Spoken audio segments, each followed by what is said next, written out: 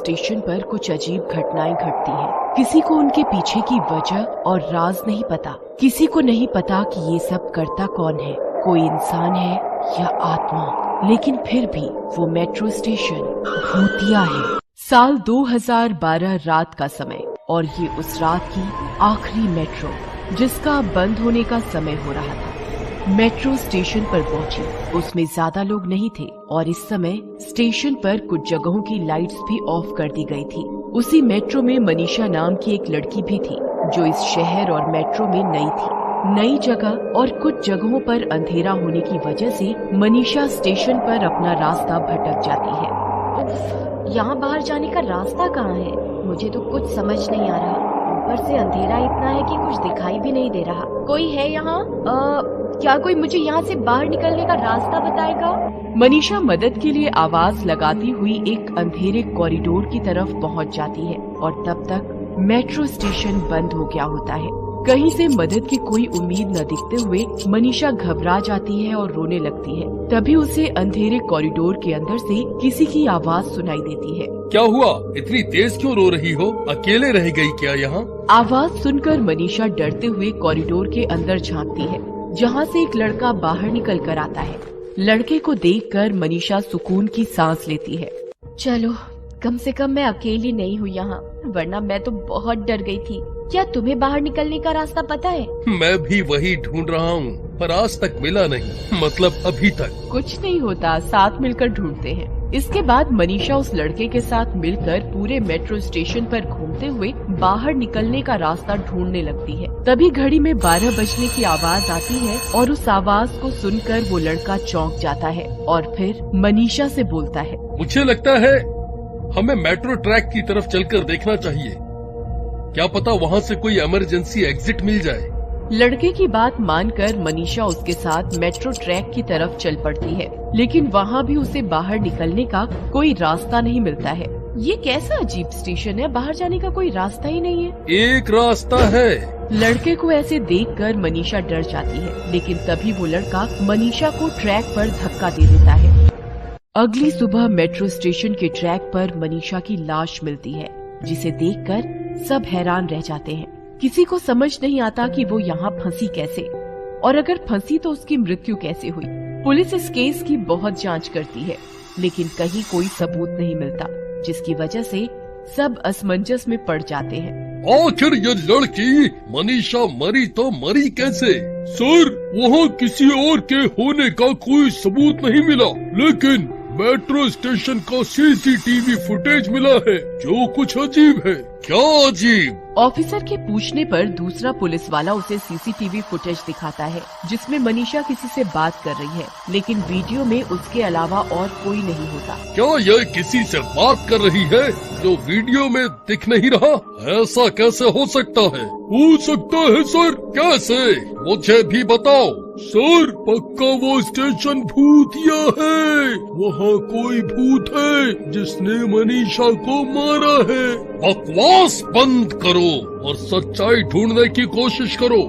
सच्चाई का पता लगाने के लिए वो दोनों पुलिस ऑफिसर उस रात मेट्रो स्टेशन के अंदर रुकने का फैसला करते हैं और फिर रात को मेट्रो स्टेशन बंद होते वक्त अंदर ही रुक जाते हैं। इतनी सारी लाइट्स की जरूरत नहीं है, कुछ लाइट्स ऑफ कर दो। पुलिस ऑफिसर के ये बोलते ही पूरे स्टेशन की लाइट झिलमिलाने लगती हैं। ये क्या हो रहा है? कहीं कोई शॉर्ट सर्किट न हो जाए, मैं जाकर देखता हूँ। इसके बाद दूसरा पुलिस ऑफिसर लाइट्स चेक करने के लिए इलेक्ट्रिसिटी रूम की तरफ चला जाता है और पहला पुलिस ऑफिसर वहीं रुक जाता है। थोड़ी देर तक झिलमिलाने के बाद सारी लाइट्स अपने आप बंद हो जाती हैं, लेकिन मेट्रो ट्रैक के पास की लाइट अभी भी जल रही होती है, जिसे देखकर पुलिस ऑफिसर कुछ हैरान होता है। तभी उसे ट्रैक के पास किसी की परछाई नजर आती है। कौन है वहाँ? सामने आओ।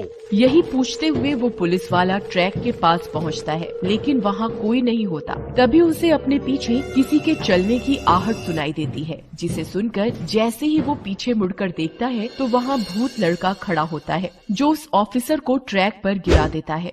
दूसरी तरफ दूसरे पुलिस ऑफिसर को कुछ पता ही नहीं होता, वो लाइट ठीक करने में लगा हुआ होता है। आखिर इस लाइट को हुआ क्या और ये बंद कहाँ से होगी? पीछे से। लड़के की आवाज सुनकर जैसे ही दूसरा पुलिस वाला पीछे मुड़कर देखता है तो सभी लाइट्स अपने आप बंद हो जाती हैं और किसी चीज के गिरने की आवाज सुनाई देती। अगली सुबह जब स्टेशन खुलता है तो सभी लोग दोनों पुलिस ऑफिसर्स की लाशें देखकर एकदम हक्के बक्के रह जाते हैं। आखिर ये कैसे हो सकता है? दोनों की मृत्यु एक साथ? पूरे स्टेशन की अच्छी तरह जांच करो, कोई सबूत तो जरूर मिलेगा। बड़े ऑफिसर की बात मानते हुए पुलिस की एक पूरी फोर्स उस मेट्रो स्टेशन की जांच करने में जुट जाती है। एक हफ्ता बीत जाता है। सभी चीजों और जगहों की अच्छे से जांच करने के बाद भी किसी को कोई सबूत नहीं मिलता, जिसके बाद ये खबर न्यूज में आ जाती है और लोगों के बीच फैल जाती है, जिसकी वजह से उस मेट्रो स्टेशन को भूतिया स्टेशन के नाम से जानने लगते हैं। उस स्टेशन पर देर रात की सभी मेट्रो बंद कर दी जाती हैं, लेकिन उसके बाद भी लोगों का वहां फंसना और अगली सुबह ट्रैक पर उनकी लाश मिलना हर रोज का काम बन जाता है, जिससे सभी बेहद परेशान होते हैं। रात की सभी मेट्रो बंद कर दो, पूरे स्टेशन की जांच के बाद ही उसे बंद किया जाता है। फिर भी हर रोज कोई इंसान वहाँ कैसे फंस जाता है? सर, क्यों न हम उस स्टेशन को ही बंद कर दें? वो शहर का सबसे बड़ा मेट्रो स्टेशन है और सभी मेट्रो से इंटरकनेक्टेड भी है। उसके बंद होने का तो सवाल ही पैदा नहीं होता। हमें कोई दूसरा तरीका सोचना होगा।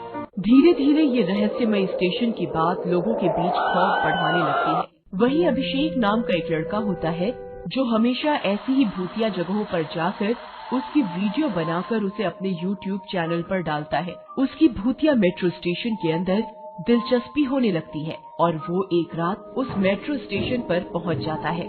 रहस्यमय मेट्रो स्टेशन, कहानी तो दिलचस्प है। चलो इसका सच पता लगाते हैं।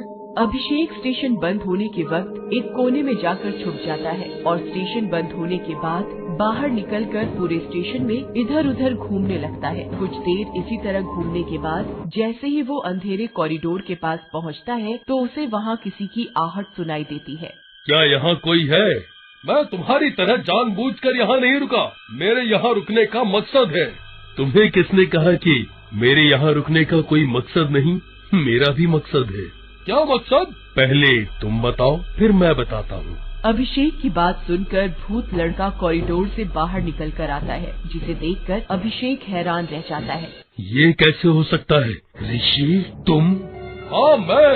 हैरान होने की जरूरत नहीं और डरना भी मत। नहीं, ये जरूर मेरा वहम है। कोई वहम नहीं, सब सच है। मैं ऋषि ही हूँ, लेकिन इंसान नहीं, भूत।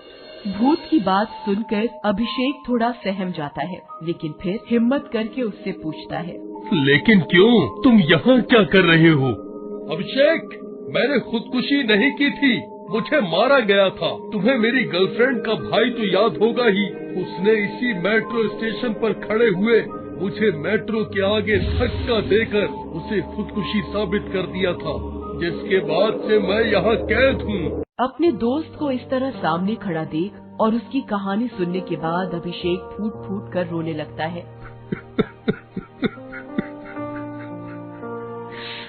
मुझे ये सब जानकर बहुत दुख हुआ ऋषि, लेकिन एक बात बताओ, क्या यहाँ पर मरने वाले सभी लोगों से तुम्हारा कोई ताल्लुक है?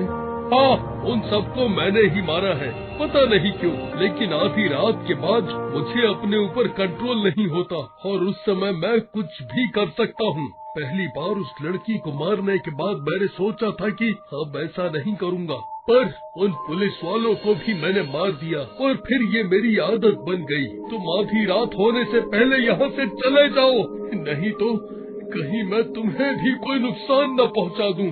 अपने दोस्त की बात सुनकर अभिषेक घबरा जाता है, लेकिन फिर घड़ी में समय देखता है तो 11 बज रहे होते हैं, इसलिए वो वहीं रुककर अपने दोस्त की मदद के बारे में सोचता है। अभी 11 बजे हैं और 12 बजने से पहले मैं यहाँ से चला जाऊँगा, लेकिन तब तक मैं यहीं रहकर तुम्हारी मदद करूँगा। बताओ, मैं तुम्हें यहाँ से आजाद करने के लिए क्या कर सकता हूँ? जिसने मुझे मारा उसे यहाँ ले आओ बॉस।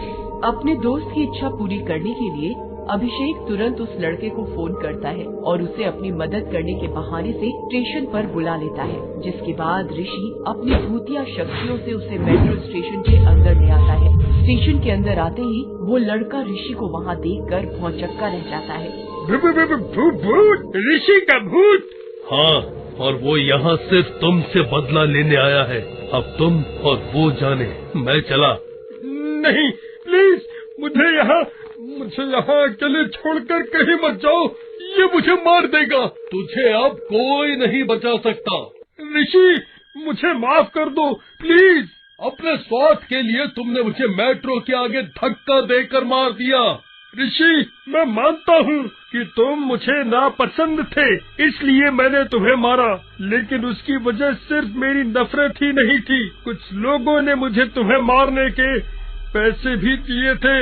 लड़के के यह बोलते ही सारे स्टेशन की लाइट्स ऑन हो जाती हैं और पुलिस वहां आकर उस लड़के को गिरफ्तार कर लेती है। इसके बाद ऋषि भी वहां से गायब हो जाता है और अब उस मेट्रो स्टेशन पर कोई घटना नहीं घटती, किसी की मौत नहीं होती।